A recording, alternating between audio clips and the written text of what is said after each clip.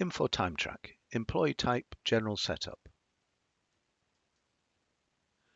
Each employee is assigned one employee type.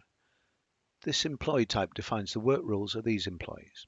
It's the essence of the employee's experience.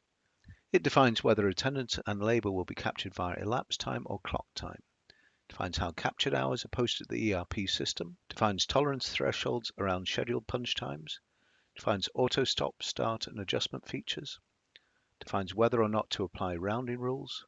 How to account for holiday report dates and clocked hours on a holiday. Defines quantity reporting features. Defines how to prorate labour and machine time when multiple jobs are being worked at the same time. And it can be used to turn on the attendance point system. To configure employee type, select the employee type icon from the administrator homepage.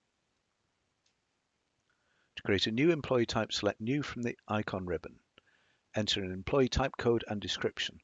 Employees are assigned to the employee type by entering the employee type code on their employee record. Assign the employee type to a payroll ID.